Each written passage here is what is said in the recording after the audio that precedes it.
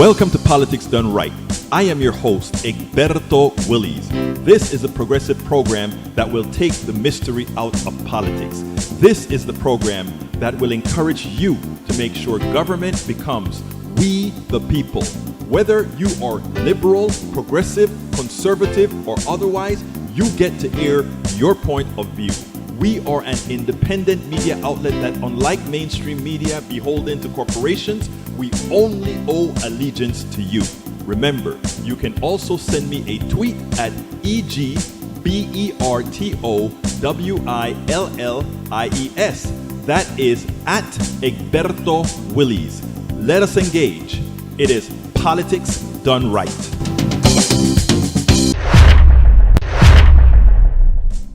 Well, folks, welcome to one more edition of Politics Done Right. I'm Egberto Willies, your host. Thank you so kindly for being a part of the show. We are going to have a great show for you today. Today we have the one and only, well, I'm going to tell you about it a little bit. But anyhow, how are all of you doing today? I trust all is well with everybody. Well, in Texas, the freeze is still on, but we are thawing out some. We still have, I think, a couple more days of below freezing a little bit north of Houston. But as far as the Houston area, we have started to warm up a bit. But the problem is, after warming up a bit, a lot of people are having serious problems. A lot of people have found out that their homes are busted. Deborah John from LA in the house. Welcome aboard. From Louisiana or LA? Which one? Louisiana or LA? I'm not sure. Deborah John, welcome aboard. Michael Rudnin, I'm away today. Quick share. See ya tomorrow. We're going to miss you. We're going to miss you, Senor Rudnin. One of our researchers, one of the guys who do a lot of that, finding those links for us, says he's going to be on the go. Bruce Pollard, I'm ready for March or a trip to Cancun. Well, I don't think you're going to be able to see Brother Cruz in Cancun, British MCP. Yes, finally up. Thaw out. Lack of water. Yes, the water is going all the places it shouldn't. Alice O'Donnell Sullivan. Build the grid. I like that. BTG. Build the grid. Build the grid the way it should be built to save not only Texas, but to save the darn country. Bridge MCP says, I woke up with eye cheeks swollen, tea bags rock. You're going to have to tell us a little bit more about that tea bag rock. What you do, put tea bags in ice and put it on your eye? I don't know. I'm just making this up. LA, California, Deborah John says. May Wood says, hey, all, hello from Long Beach, California. I've been to Long Beach. I've been just about every corner of California, including at the Lake Tahoe. You didn't know Lake Tahoe was in California too? Hey. Anyhow, had a good time. But folks, we're going to have a great show for you today. Tea bags help swelling. I didn't know that, Bridge MCP. I didn't know that. Anyhow, my dear brothers and my dear sisters, what is the show going to be about today? Well, here we have it on the screen soon, on the screen soon, on the screen soon. Here we go. Bingo. Strike 3 for Texas conservatism. Strike number 3 for Texas conservatism. Lee Grant, hey all, never let a good crisis go to waste. What are you saying? You spell waste W-A-I-S-T, Lee Grant. Are you trying to tell me you want that weight, that stuff to go on my waist to get me past a size 34? You know how hard it is to keep my waist at 34? You know how hard that is? It used to be 42 at one time. But, you know, I had to try to be as healthy as I can so that I can continue to do the work that we all need to get done. So come on, Lee Grant. Anyhow, South Central LA. Love you, girl. Love you, girl, Deborah. Love you, love you, love you, love you, love you.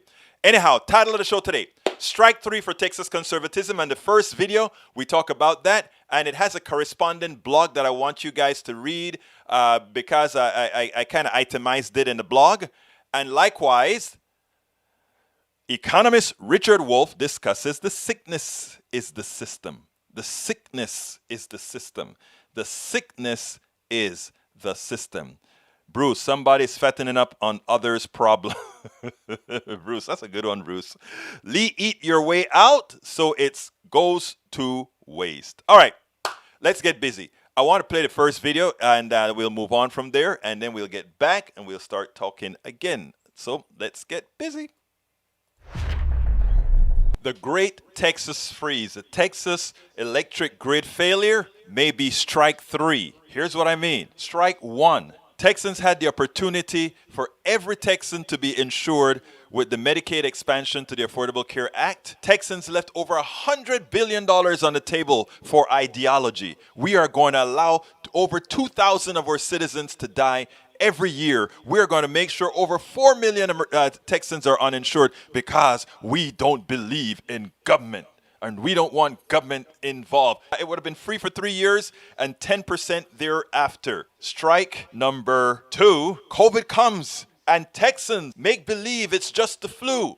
They believe this president that everyone knows is a liar. They forget that, you know what? People die from these things. So it overtook Texans and it destroyed the Texas economy for quite some time, more so than it had to. Strike 2, and now strike 3. A cold spell that we knew was coming. It was coming. It was told. It was forecasted. We had over a week to plan. We had over a week to start generators up. But ERCOT, a private company, controls private companies who generate electricity. Even though 10 years prior, they were told, you have to insulate your devices. You have to make sure that they're ready to run. And Texas said, no, we care more about profits. It's private.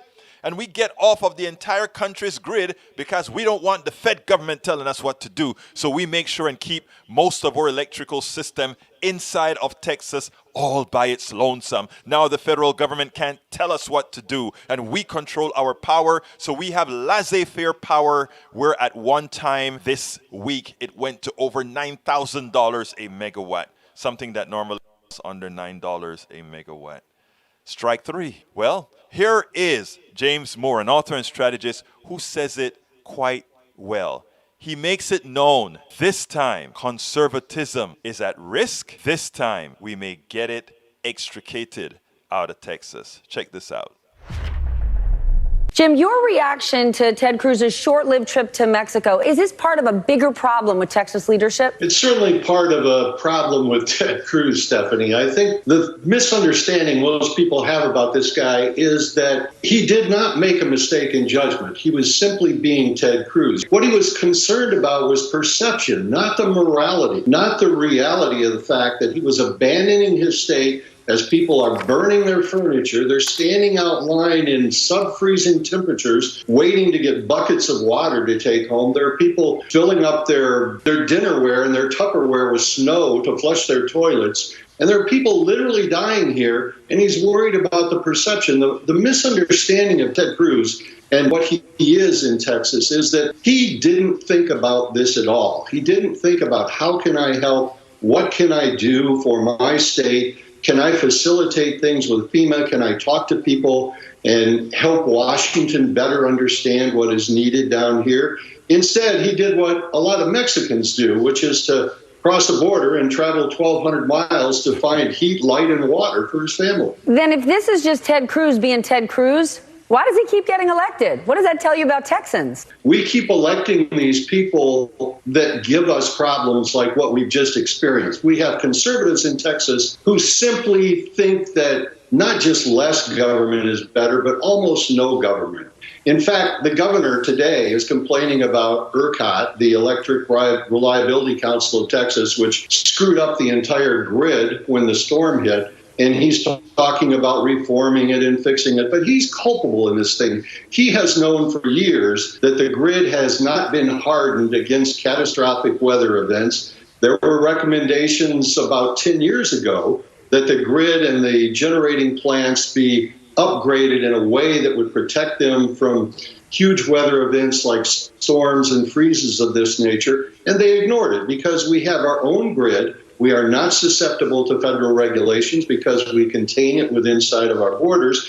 And if you spend millions of dollars to upgrade, you're cutting into profits. So it never happened. So it's wildly disingenuous to the governor and Ted Cruz and everybody else in the conservative movement in Texas to come back and say, oh, we're going to fix it. We're going to solve this problem. They knew it was there. They simply ignored it because it's profitable to ignore. Then, knowing Texas as well as you do, when we get past this and people are safe in their homes, hopefully, are Texans going to forget about this and just go right back to the way they were? I think that's the big, important question, Stephanie. And what I'd like to believe is that this is a kind of seismic event that the COVID and the coronavirus have been for Donald Trump. I think that this may be the moment that has peeled back the covers on what conservatism is all about. In this state, we are ignoring Medicaid. There's $100 billion that Texas has sitting on the table for 10 years if we expand Medicaid. But no, we don't want government to come into the state, so we have 4.25 million people who are uninsured, including 625,000 children. We don't raise our gas tax since 1991 in Texas, and consequently, what happens is we bring in companies to build toll roads, and we pay a tax that way. It's a shell game. And we've got, although we have no state income tax, and they brag about that, we have bonded indebtedness that approaches like $60 billion. And they hide it. So the politicians can say, hey, I didn't raise your taxes. But my hope is that this incident has unveiled what's really going on in Texas. And people like Ted Cruz and Greg Abbott will pay a price for it, and the people in the state will realize if you want infrastructure that works, if you want roads and good schools and highways and mass transportation, you have to pay for it, just like you do everything else. Now, James Moore was kind. He called it a shell game. I call it a fraud. It is, in fact, a fraud, and he means a fraud. He explained the fraud. We say, oh, we don't raise your gas tax. We don't raise the taxes that's needed to keep our roads up. But we bring in toll roads, some of them owned by foreign companies, and they collect a tax, right? The toll for the road that you're going to use is a tax. So it's not the government taking your money. It's the toll road private company taking your money, which means that some of that money goes into their pockets, as opposed to if the government build the darn roads and charge the taxes, it would be that much cheaper because there would be no shareholder to pay, there would be no profits to make, there would be no bonuses for executives, etc. It's the same thing with healthcare as well. Oh, we don't want the government in here because we want to run any kind of laissez-faire medical system where we can have private companies come in and gouge you. You bring the government in here, as people start to see how efficient it is, they shy away from the wants of private insurance companies and want better government provided services because, again, there's nobody trying to make a profit on it for something that's that's not innovative. I think this could be it. We need to ensure to make it. This must be the time that we expunge this type of conservatism outside of Texas, and to put it bluntly, outside of the country. You know why? It kills. And I really mean that. It kills. There are numbers anywhere from 700 dead Texans to 2,700 dead Texans because we didn't expand the Medicare expansion to the Affordable Care. Anyhow, we are going to, sorry about that, my friends. We're going to go ahead and get right into Dr. Professor Economist Richard Wolff before we do anything else. So let's get busy. Welcome to one more edition to Politics Done Right. My name is Egberto Willies. Folks, we have a gem for you today. Dr. Richard D. Wolff is Professor of Economics Emeritus at the University of Massachusetts Amherst and a visiting professor in the graduate program in international affairs of the New School University, New York City. He is the founder of Democracy at Work and host of their nationally syndicated show, Economic Update.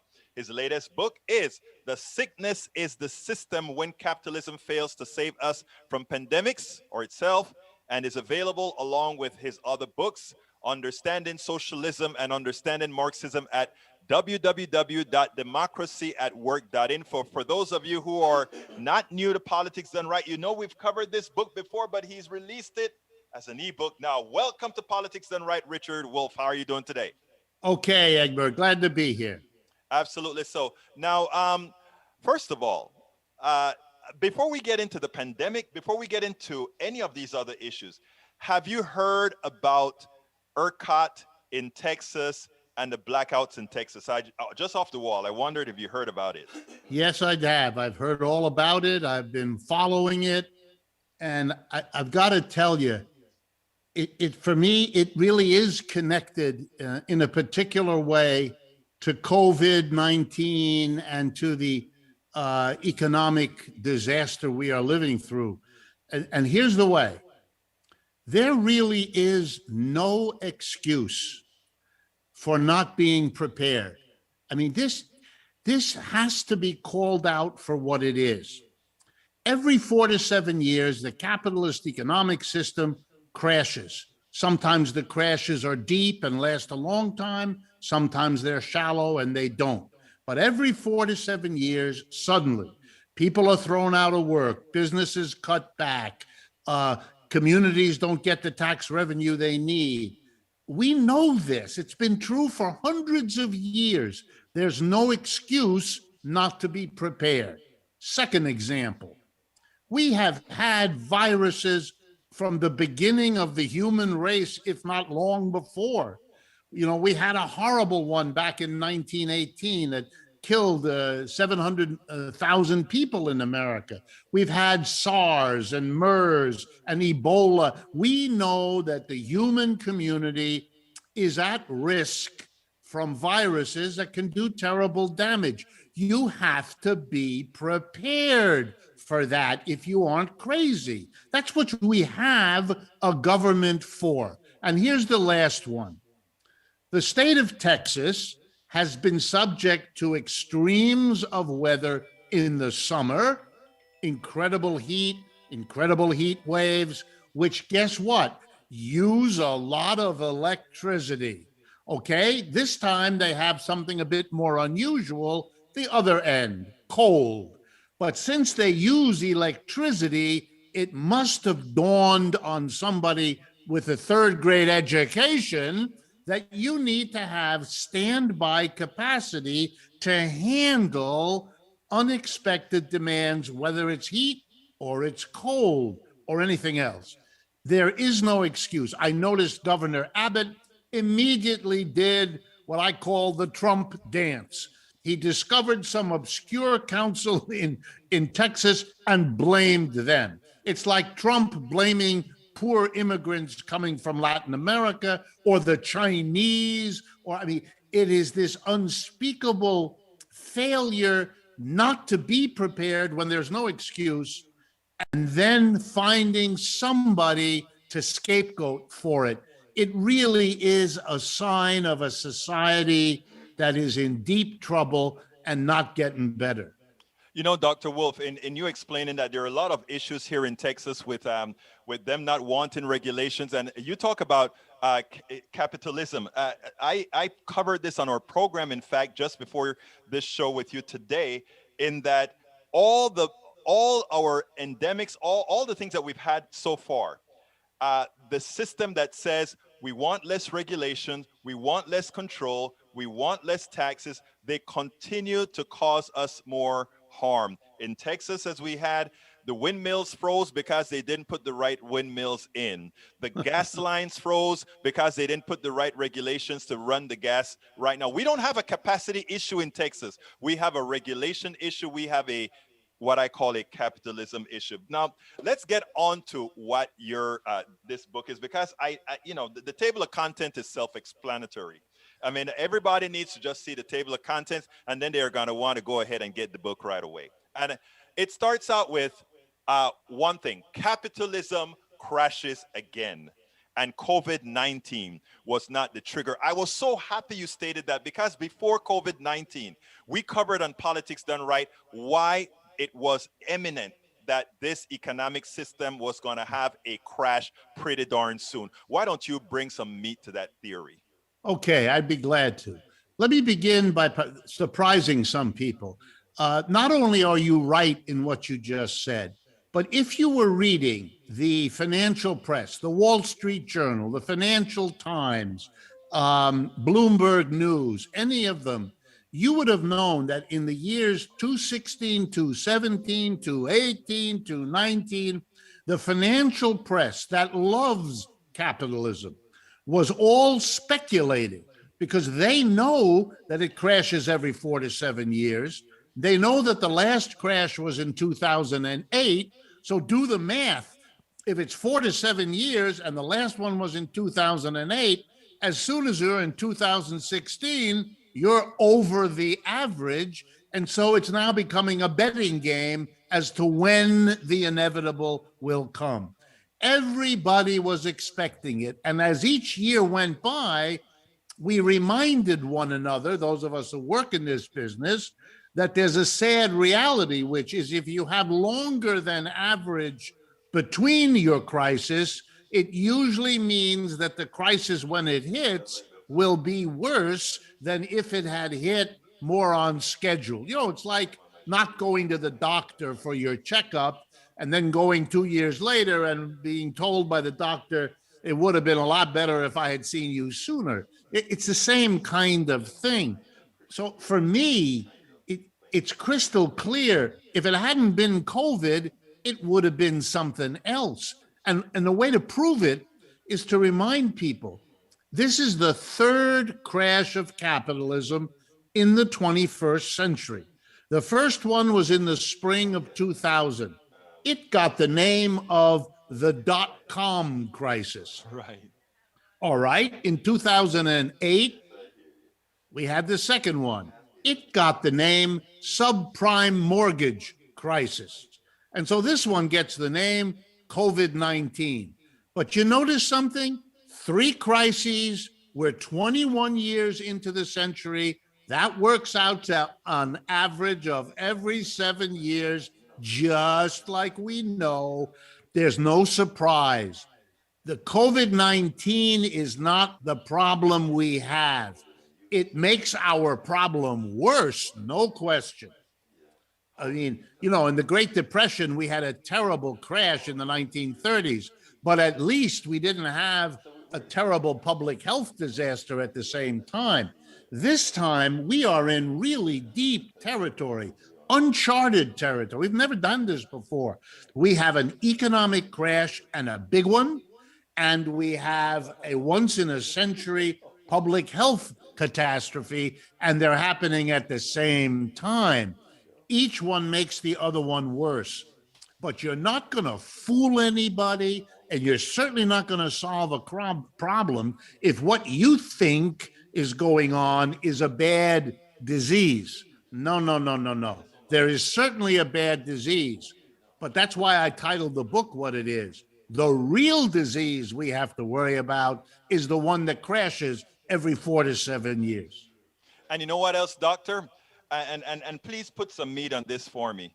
As we, first of all, after we got informed about this disease, it seemed like it was in the interest of some that this disease further metastasized because it has become a wealth transfer engine, and more than a wealth transfer engine, a method for taking the money of most, the incomes of most, up to a select few. Amazon is now even bigger as mom and pops are gone.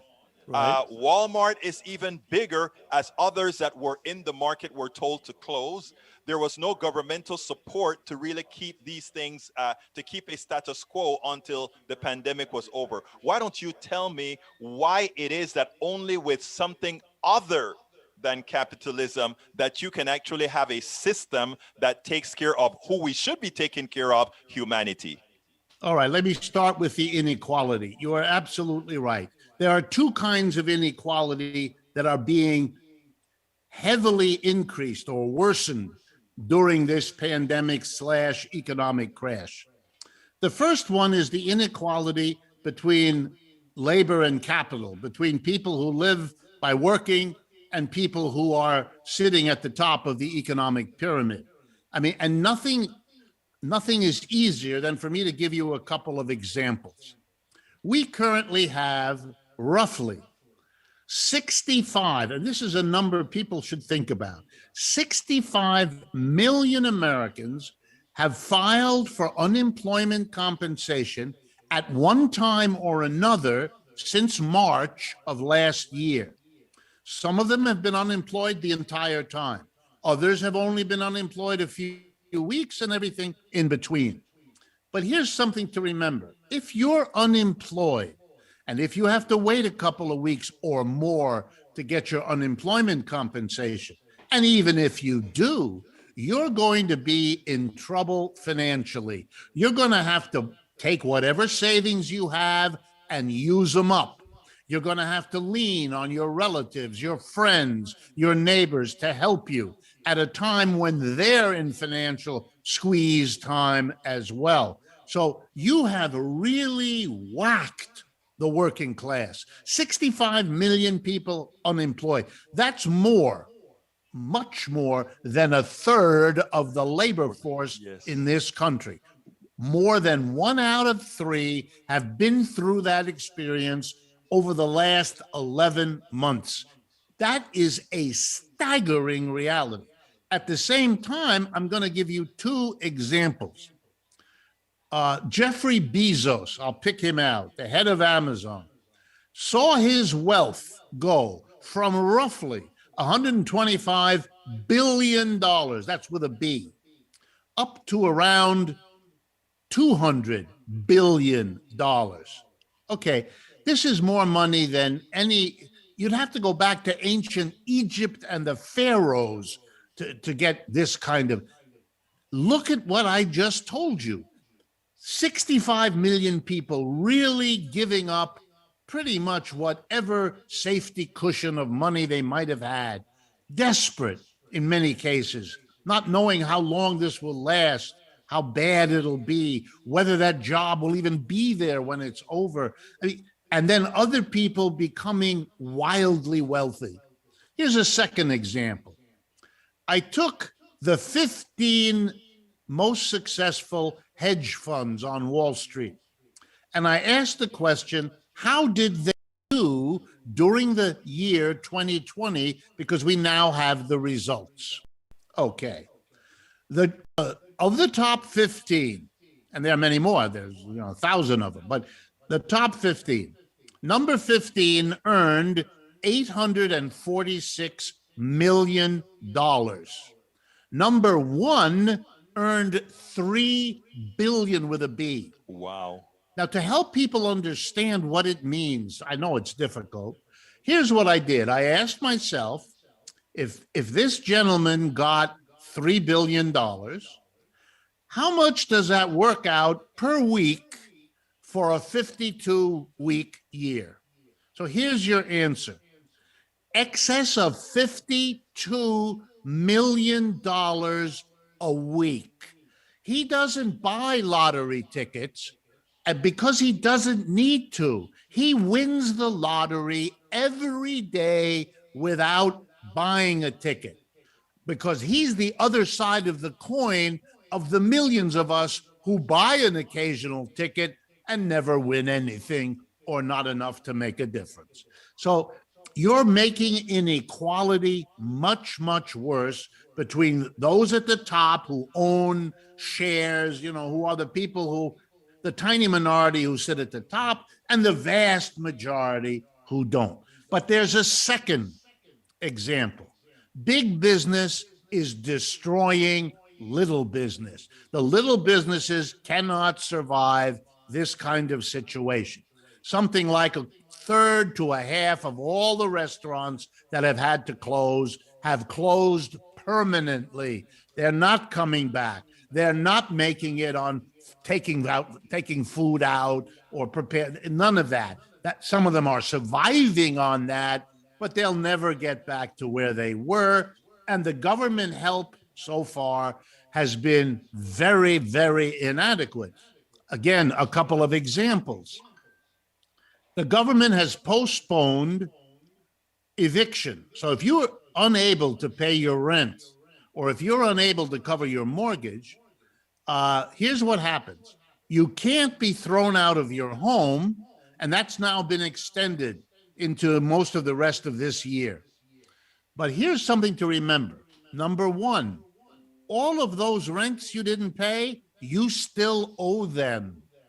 Number 2, the landlord is allowed to charge interest for you're not paying. So you owe the money on the rent plus the interest, plus the landlord is legally allowed to penalize you for not paying.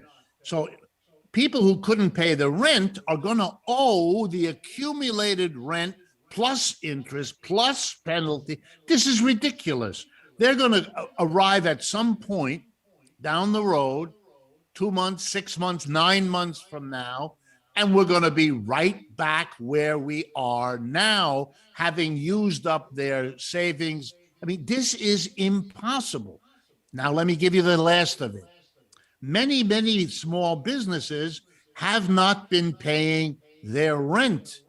Okay, that means the mall owner isn't getting his rental payments, and the building owner in which the store is located isn't getting their rental. Okay, they're not getting money. They're turning around to their banks holding mortgages and saying, I can't pay the monthly mortgage because I'm not getting the monthly rental from my tenants. So the catastrophe of people fearing eviction is multiplied by the catastrophe of the small businesses and the catastrophe of the landlords and the catastrophe of the government. What you're building up to, I don't mean to scare folks, but if I didn't tell you this honestly, what use would I be? You are accumulating too many problems. It would have been hard to solve any one of them, but you've got a dozen. The pandemic, all the damage done by the people who died and the people who got sick, and the economic crash, and now the accumulated non-rental payers and non-mortgage coverers and landlords and small business. It is not only unbearable, these are the vast majority. And they're going to be looking at the shrinking number of people doing really well, the Amazons, the Apples, all of that. And the gap between the experience of the two is going to be visible in a way that is going to drive people crazy. I would even argue, not that it's the most important thing, but part of the upset driving those crazy people on the 6th of January at the Capitol, part of it is their having a sense, rightly, that the economic system they thought they were living in isn't there, and it isn't about to be brought back, and that they're looking at an abyss into the future, and they want to do something. And yeah, they start thinking crazy stuff and QAnon and all the rest of that. But don't forget, at the base are human beings that are suffering, even if the way they handle it only makes it worse. There's a part of your book, Capitalism and Pandemic, Social Illnesses That Affect Us All. And in there you include all the isms that's used. And in fact, some of those people who attack the Capitol, instead of looking at the reasons for their demise, they've been taught otherwise. But before I go to the other question, because this is something that gets to me all of the times, because you brought it up when you talk about Jeff Bezos. When you talk about Jeff Bezos going from $120 billion to $200 billion, Americans were indoctrinated into believing that somehow, because somebody started something, I am an engineer, I created a product, that all the wherewithal from that product belongs to me, not taking into account that I was educated, Dr. Wolff, with the tax dollars that you paid, that all these things that gave me the ability to create something came from us all. So right. Somehow now I am supposed to be worth all the billions that's generated from others who work my product. Why don't you explain a little bit where we have to change our frame of minds into not believing that our invention, our immediate success belong to us all, and all profits made from that belongs to that one individual, as opposed to the collective that's really where a society where all of this was created? I'd be glad to. Let's start with the reality that whatever you think of Mr. Bezos, we'll stay with him, Jeff Bezos. He's as good an example as any of the others.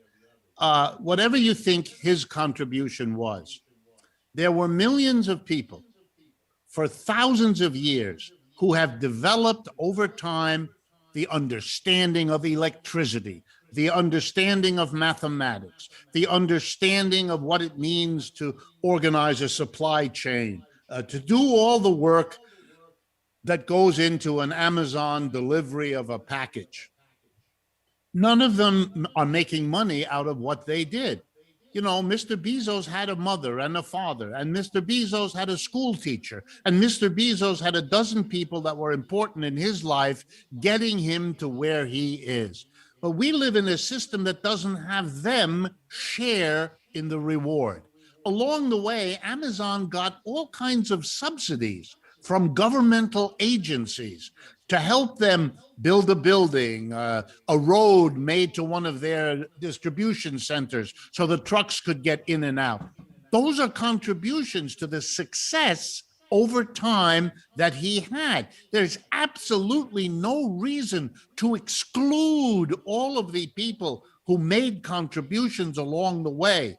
The companies, the government agencies, the people who worked hard, the teachers, they get nothing out of all of this because of our peculiar system that gives it to one person.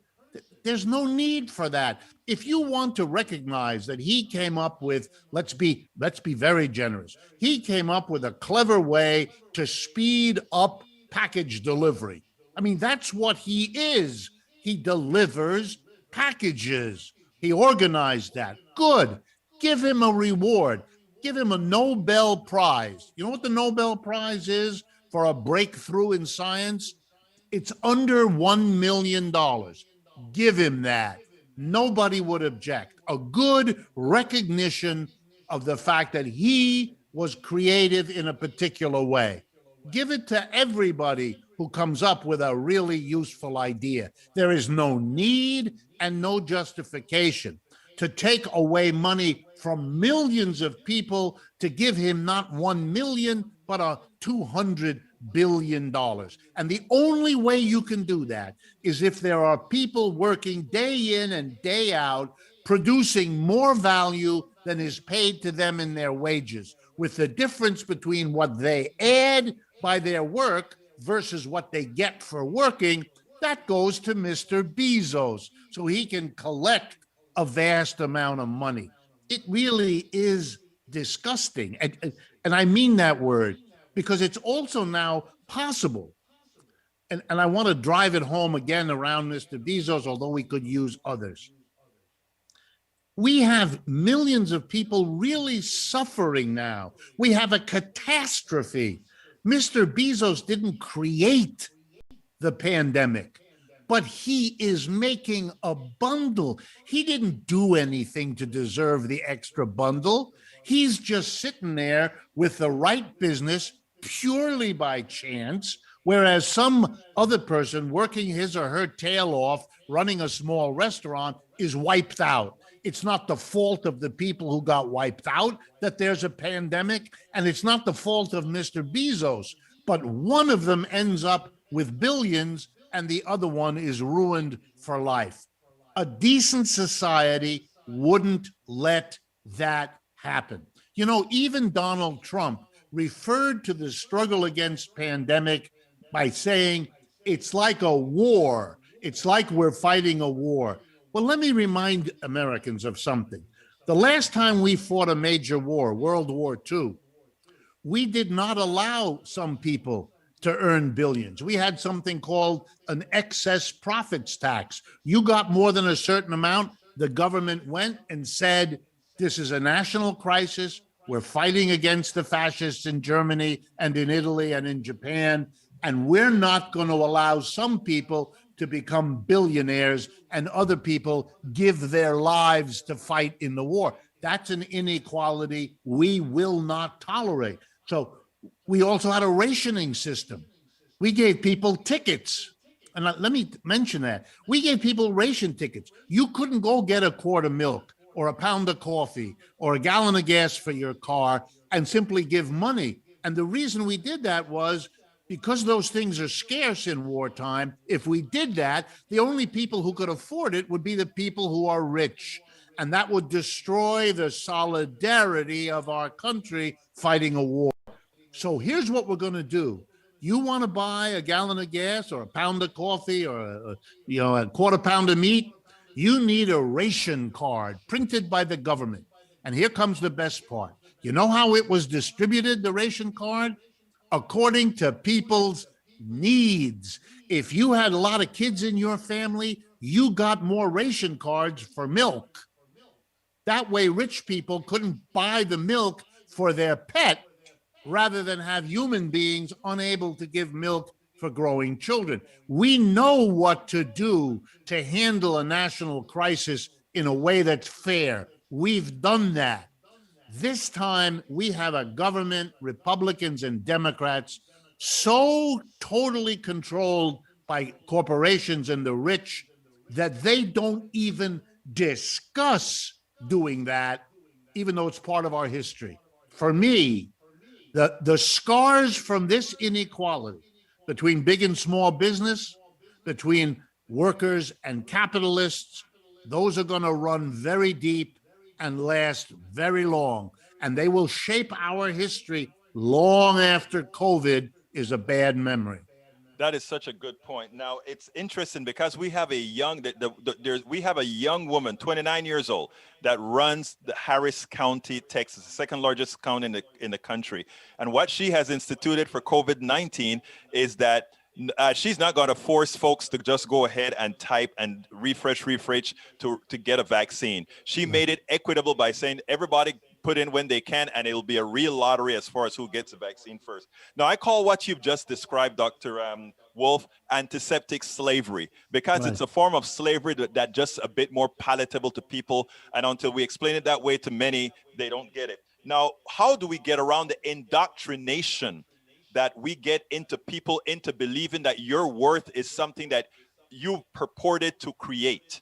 We have to change the mindset of people into realizing what you've just stated. That is, it's a collective that have created a Bezos. It's a collective that have created every capitalist that think they did it on their own.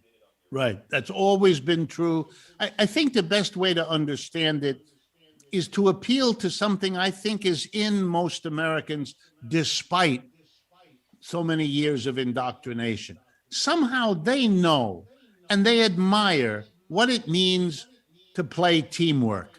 Sure, you admire this athlete and you admire the other one, but you know, most Americans understand that a winning team takes teamwork. That, yeah, some players are better than others, but the crucial thing that will make you win is not having one of the superstars, but having a relationship among the team players, that they all work together, that they have a collective idea, a collective feeling, that they support one another.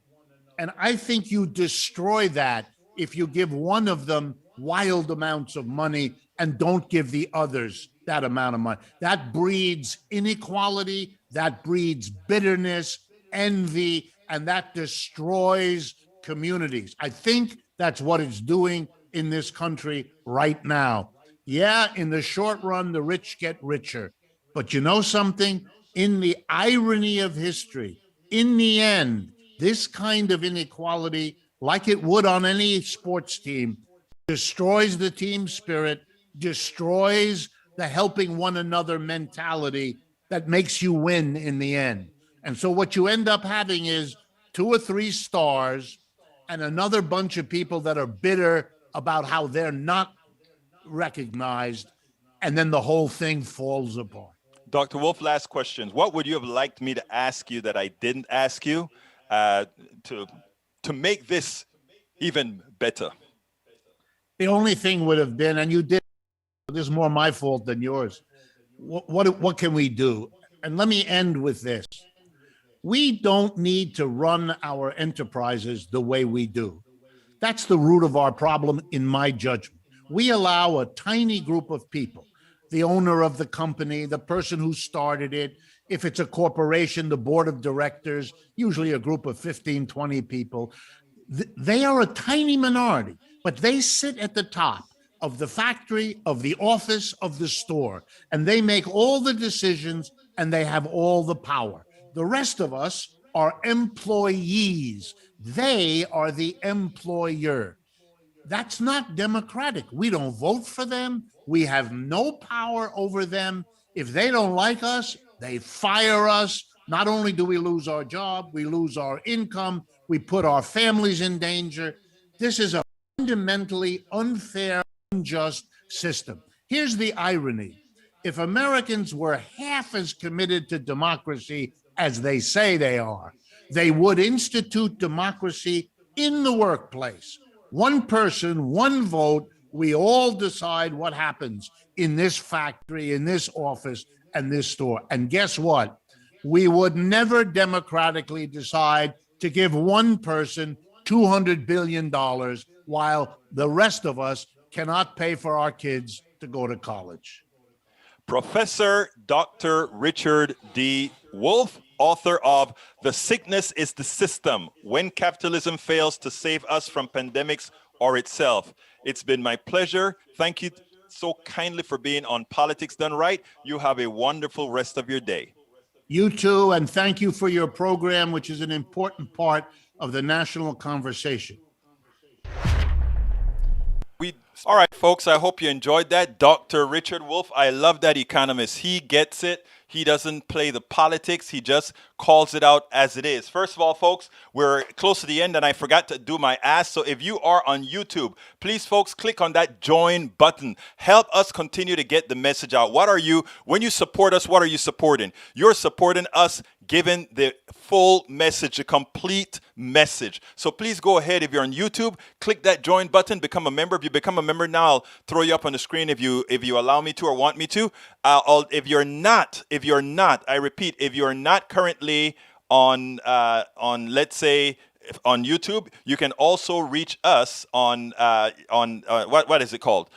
If you're on Facebook, or if you're on Twitch, or any of the others, you can simply go to politicsdoneright.com/YouTube. Again, that is politicsdoneright.com/YouTube. And of course, I didn't have my link up so that I could copy it in right away, but I am going to put that in there right now. politicsdoneright.com/YouTube. Do that, become a member. You can also go ahead, if you so choose, to give us a super chat. That helps us out as well. You can support us also via Patreon. politicsdoneright.com/Patreon. Patreon is spelled Patreon. Patreon. politicsdoneright.com/Patreon. Or you can come to us via PayPal. politicsdoneright.com/PayPal. politicsdoneright.com/PayPal. Look, that book that you see on the screen, it's called As I See It, Class Warfare, The Only that's the wrong book. I'm not reading it. It's worth it. How to Talk to Your Right-Wing Relatives, Friends, and Neighbors. That's my latest book, actually. Please go ahead and consider getting that book. That is how we defray the cost of what we're doing. You can pick that book up by going directly to Amazon. Here is the Amazon link. I just put it on the screen. You should see it on YouTube, Facebook, Twitch, and everywhere else. And if you want to bypass Amazon and get a free bumper sticker along with your book, I'll go ahead and you can go ahead and get the book at politicsdoneright.com/store, politicsdoneright.com/store. You take the middleman out of it. We make a little bit more pennies on that to help us defray all the costs of what we do. And also, you can get some of our other books either at the store or at Amazon, which is As I See It, Class Warfare, The Only Resort to Right-Wing Doom, and a couple others.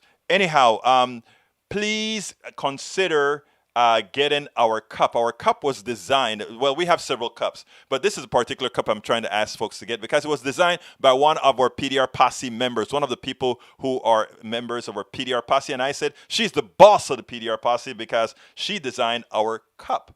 And that cup is, I think I have it on the screen. Did I put it on the screen yet? I think I have it on the screen.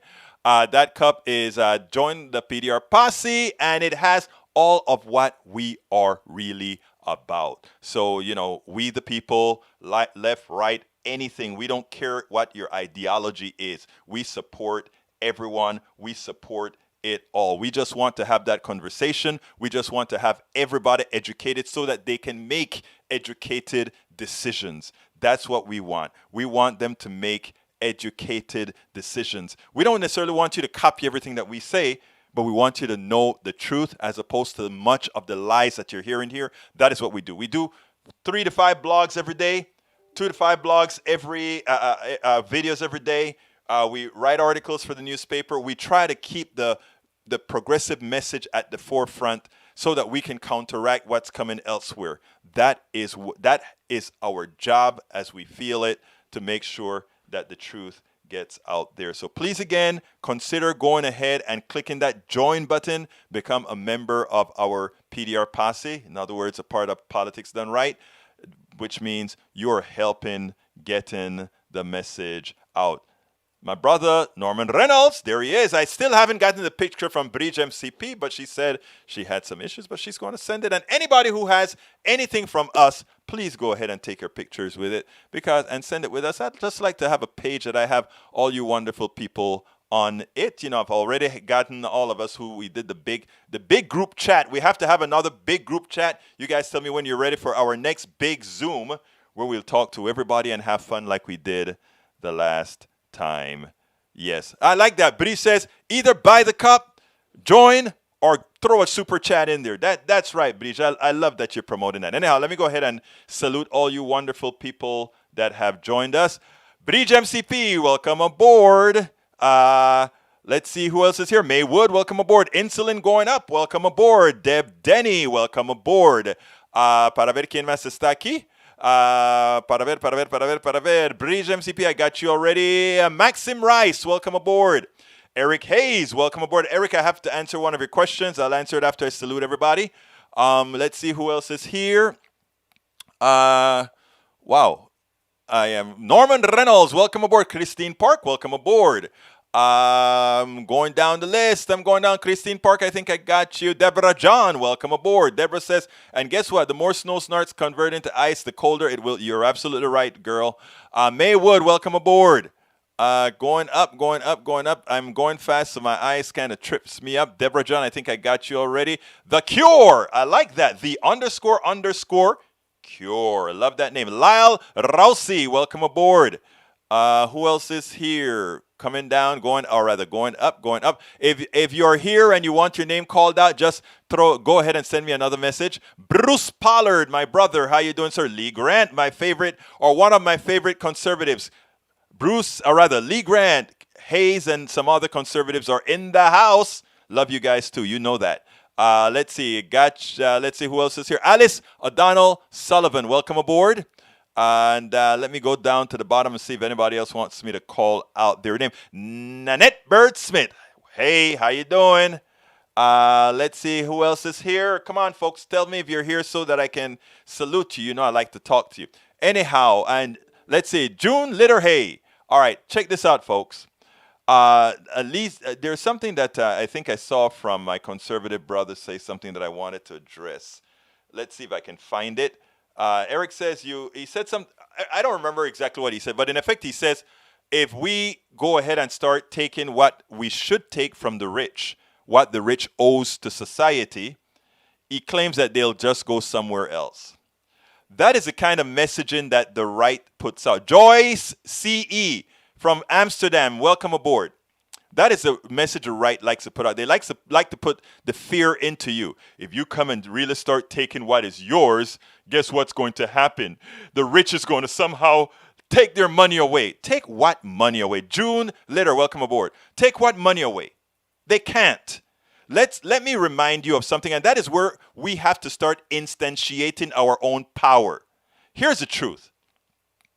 The rich are nothing without you. First of all, they can only become rich because we have a powerful army, a powerful marine, a powerful all of these things. What it means is that they're not leaving America. You know why they're not leaving America or the Western countries? You know why?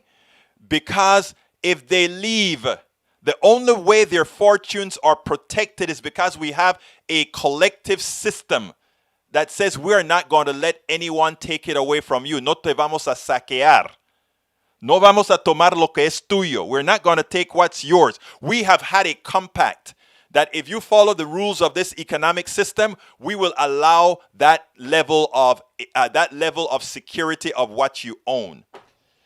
Do you think they're going to take their billions to Jamaica? Or are they going to take their billions to any country that doesn't have the wherewithal to protect them? Let's give an example. You go ahead and throw your billions inside of some little town, some little island.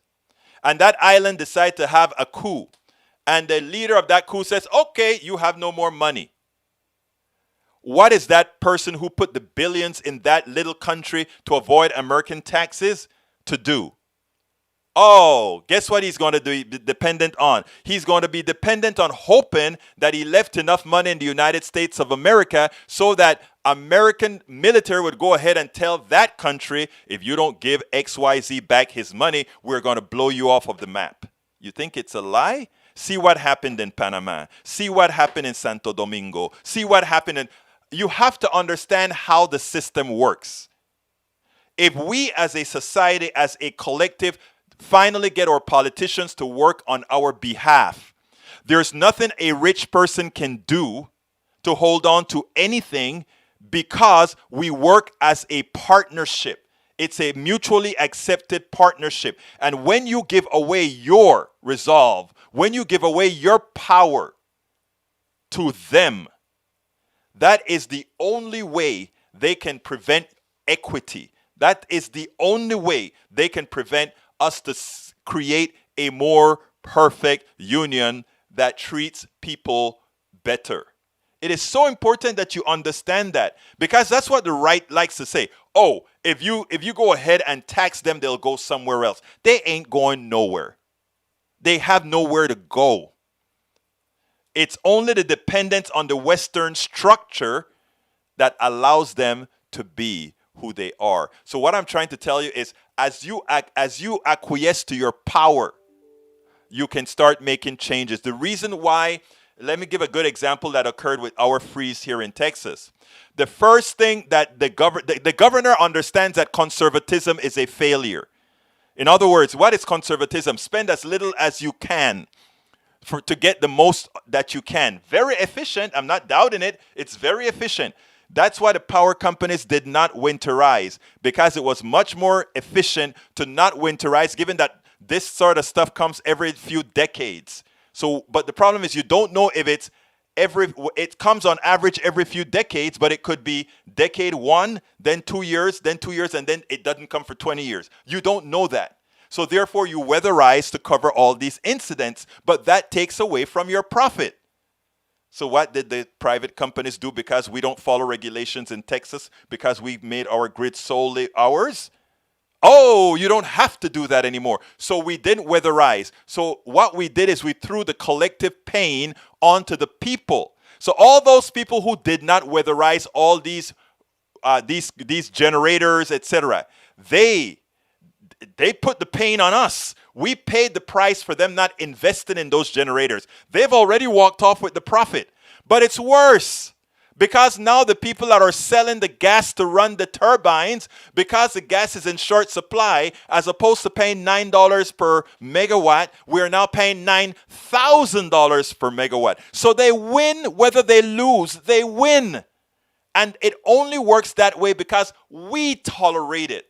So when those of you who don't have a contract on your electric bill, watch what your electric bill is going to look like for March. Watch your March electric bill if you don't have a contract for electricity. Again, because we are a deregulated market. Those are the things people don't understand. Those are the things that aren't taught. And when these things are not taught, and that's why we have politics done right, to give this sort of information, because they're not volunteering this to you. Most people don't know that when March comes, if they didn't sign a contract with an electric company, if they just said, let's go ahead and go month to month, your month to month can actually be crazy if your particular company had to buy gas at the spot market price. These are things that they don't telling you. When you have a deregulated market, these are all the things that can happen to you.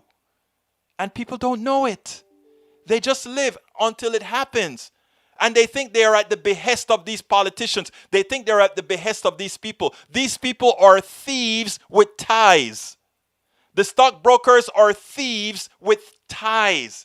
They wear a suit, but they're no different than the common thug that is taking something he had not earned. And when we change our frame of thinking, when we start to realize that those of us who work and those who don't, we should not allow those who don't to profit from us. When we learn that, it'll be better. I got to get out of here, but folks, please, if you're on YouTube, click that join button, become members. We need members. We are short hundreds of members right now. And likewise on Patreon, we'd love to get some support on Patreon. That is politicsdoneright.com slash, politicsdoneright.com/Patreon. Patreon is spelled Patreon. Patreon. As you can also support us at PayPal. That is politicsdoneright.com/PayPal. Politicsdoneright.com/PayPal. Please go get my book. Get my book. I have several, but this one that I'm pushing right now is It's Worth It. How to talk to your right-wing relatives, friends, and neighbors. You can get it at that link that I just gave you there, or you can get it at our store. And our store is politicsdoneright.com/store. You can also get at our store like our, what is it that you can get? Like our hoodies.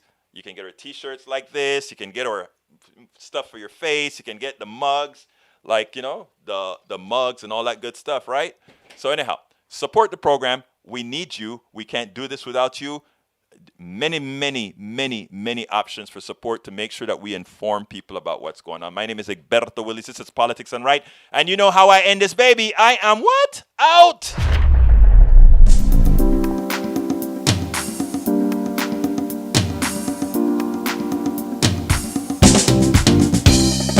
Welcome to Politics Done Right. I am your host, Egberto Willies. This is a progressive program that will take the mystery out of politics. This is the program that will encourage you to make sure government becomes we the people. Whether you are liberal, progressive, conservative, or otherwise, you get to air your point of view.